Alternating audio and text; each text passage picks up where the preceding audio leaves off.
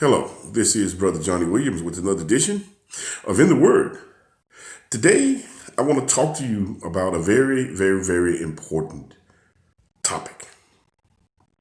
Older people.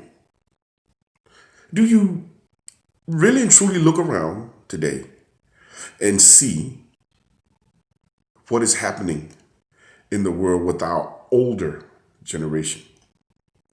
To lay a foundation here, some of you brothers and sisters, I know you can remember just like I do. Remember how you used to go to, we just used to turn Big Mama's house, your grandmother's house. When you go there, you knew you were going to feel welcome. You're going to be treated with kindness and respect. You any kind of problem that you may have, you knew that you could talk to grandmother or grandfather about it, and you knew that they were going to give you good advice. How do you know this? Well, let me tell you. Because you grew to respect and believe in those people. And how did you do that? You did that because, or you learned to do that because of the way that they treated you when you were in, shall I say, when they were in a rearing stage, when you were coming up as a little one under them. See, back then, those older people, they had very strict rules. You didn't do certain things or say certain things around grandmother or grandfather because you knew you were going to draw their wrath. And they weren't afraid to say anything to you at all. Kind of like today, you're afraid to say something to one of these youngsters because it may not end well with you. There's no respect anymore. Why is that? Why is there no respect anymore? Because we have gotten away from the way that God intended us to live our lives. You see, here once again, here's Reverend Williams coming to you again about family. As I said, I'm not going to stop because that's where the problem lies. You see, back in the day, as they said, you didn't get a chance to have an idle mind. As I said, idle mind is devil workshop because your parents back then, they always kept you busy doing something. They were teaching you how to do this. They were teaching you how to do that. They didn't slack off. And I like to call that respectful fear was with you all the time. It was there. Now, even back then, some children were a little rambunctious. I'll use that term, but not to the extent as they are today. And the reason that I say not to the extent that they are today is because there's been a backing off of those principles that they had back in the day. You see, as myself, I didn't want my children to endure some of the things that I endured when I was coming up. A lot of times we didn't have what we wanted to eat. We didn't have what we wanted to wear. And I did not want my children to go through things of that nature. But I never backed away from the principles that my grandmother and my mother and my father taught me. That is always, always, always, always, always be respectful. Always listen. And when I say respectful, be always respectful to your elders. Well, nowadays, it's like that's a thing of the past. You do not, very rarely do you see that. Sometimes you have to shake your head and wonder, my God, what are those children learning? What are they being taught? And more importantly, what's going to happen when they get older and they have children? What are they going to teach them? You see, I've come to find that a person or persons, when they don't walk with God, they get an idea in their head they think it's right, and they go forward with it. And they will defend that idea until the last breath. A lot of them will. They will not be corrected. They will not be straightened out. Again, at this point, this is why I always go all the way back to 2nd Chronicles 7:14. If my people who are called by my name, again, that right there should tell you, everyone is not God's people.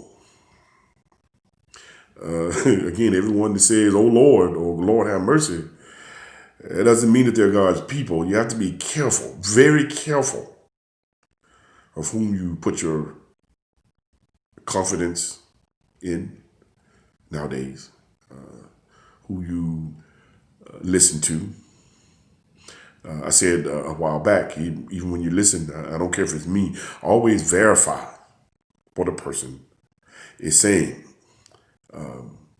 I did a sermon just the other day stating that I talk about relevant issues of the present.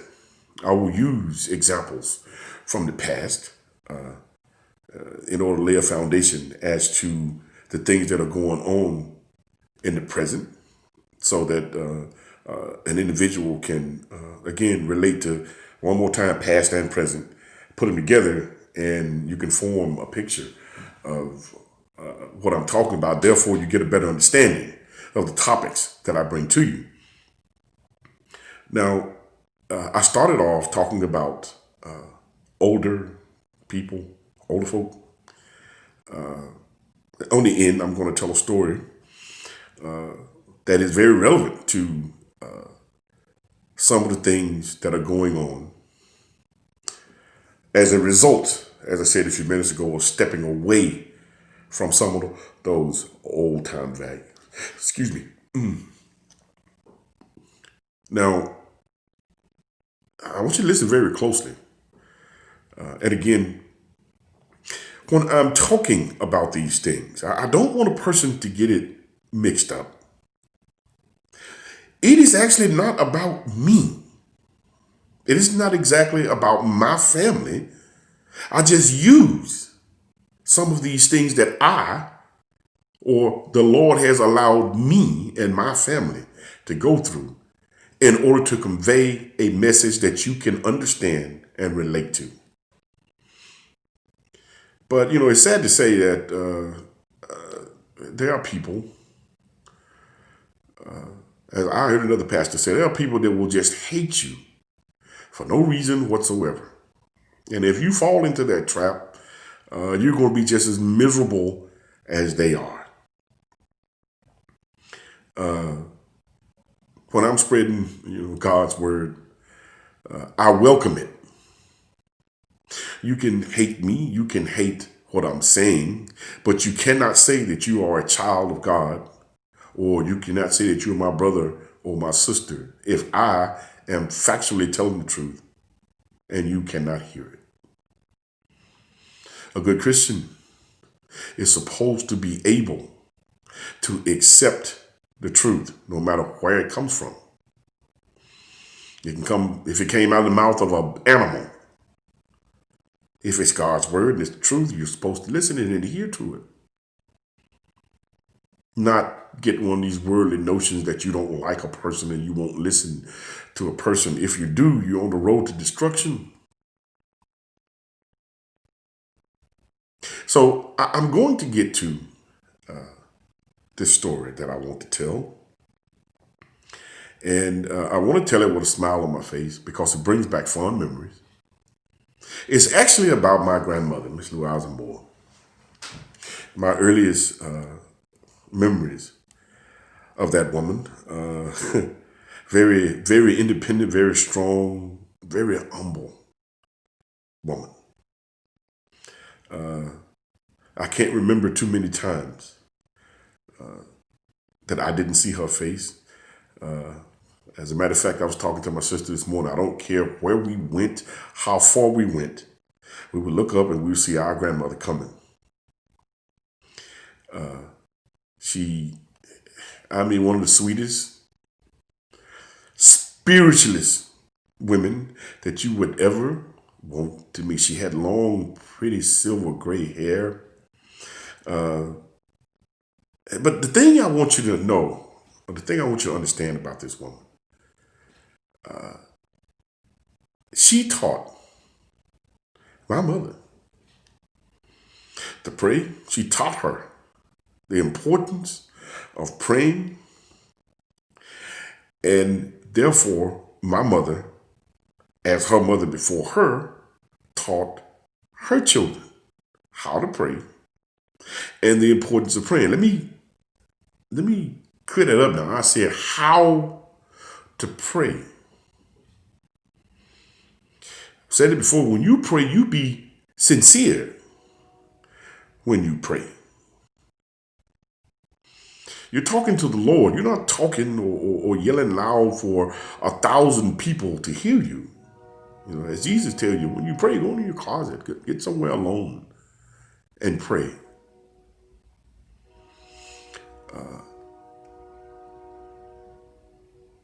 You know, some of the words escape me trying to describe my grandmother.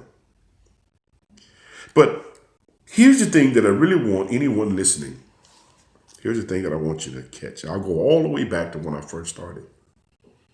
When we're talking about older people, and it looks like that is just fading away. You see, back then, back in back in the day, as they say, why do those older people have these strict rules? I know some of you ought to remember. You know, there's a certain time that you had to eat. There's a certain time that you had to play. There were certain things that you had to get done before you went and played, or before you could go and do this, or before you could go and do that. You couldn't leave when you wanted to leave, come back when you wanted to come back. You couldn't do these things for a reason. See, those older people knew for a reason. They weren't doing things to make you think that they were mean.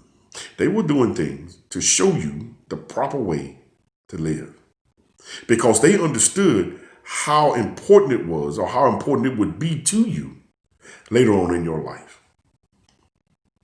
And more importantly, they understood how important it would be when it came your turn to have children and to teach them.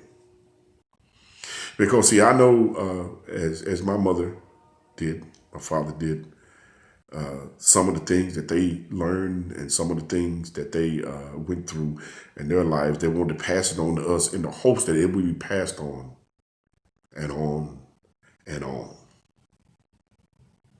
You know, I said, as long as I live, my mother or my father or anyone that's connected to me would never die. Why? Because I, through the things that they taught me, will always keep them alive. Through some of the wonderful things that I have heard from them, I have seen them do, I have learned from them, I will pass it on to my children in the hopes of one day they will pass it on to theirs. And thank God I can see that in some of my children. You know, I've been blessed enough to be here long enough to have grandchildren. And I be around them and I see some of the things that I taught my son, the way he takes time with his children, the way he holds them, the way he talks to them. Those are some of the things that I taught him. And just to see that fills me with joy. But again, backing up, I had to learn those things in order to pass it on to him. Now, before I close here, brothers and sisters, you may think I'm just sitting here rambling, talking to you, but there's some very important thing. There's a very important message in here that through the way that I just delivered this today, I hope you caught the message. What is that message that I tried to give to you today? You know, I always talk about, if you want things to be better, don't just talk about it. Do something about it. So how do we do things about it? You see, all these things that I just talked about, these little simple things that I just talked about, they make a difference. They make a difference in how we interact with one another. They make a difference in how we learn. They make a difference in how we humble ourselves. They make a difference in how we fellowship with one another. They make a difference with men, with women. The knowledge that a man retains from being taught by another man. The knowledge that a woman retains from being taught by another woman. You know, it has been said that the Lord will believe me. He will let you go through things in order to teach you. Some things may not be pleasant. With the best of training or the best of rearing, you are still going to go through things. You know, I always tell you, the Lord will test you. He will test you to see how humble you are. I've been tested many times. He continues to test me. We all have, I hate to use the word demons, but we all have that. Again, I can't explain it any more than saying about these fleshly bodies that we live in. We are prone to sin. And there are things that attract one more than the other. And you should learn to try and stay away from these things through constant prayer. Be as wise as a serpent. Understand the things that come at you, and you will be better equipped to deal with them. But I'm getting off subject here. Excuse me, followers. I don't want to sound just like I'm rambling, but getting back to the message. You mothers and fathers, one more time. Take time with your children. Take time with your entire family. One another. Love one another. Take care of one another. Project that aura always in your household, without your household. Always project an aura that you care and you want to see things get better. Sooner or later, it will start manifesting itself. Believe me, it will happen. Now, I want to close on that. And again, I want you to really, if you have to go back and rewind this and look at it again, I want you to listen. Because again, there's a very beautiful message in here. But I'm kind of like my mother on this matter. I always love talking about my mother. Even though she's gone, she's not gone. She's always with me. But I shared this, and I can say it now without breaking into tears. But I'm kind of like, when I'm talking to you, kind of like the way she did me on one subject, one matter. There's a picture of Jesus standing at the door knocking. I told the story again at my mom's funeral. And that picture, when I saw it, I was a little fellow, and it intrigued me. So I never knew or understood. It took years for me to understand that picture. But when I asked my mom about it, she would look at me and laugh, and she would tell me, you keep living and you'll understand. She never would tell me. But even though she wasn't telling me, she saw within me that need to know. That's why she didn't tell me. She wanted me to learn what that meant. So, with that little short explanation, I hope you can understand my explanation, or not explanation, but my statement of saying when I talk to you, I don't like, in a way, revealing everything. I want you to learn. I want you to listen humbly and spiritually and learn.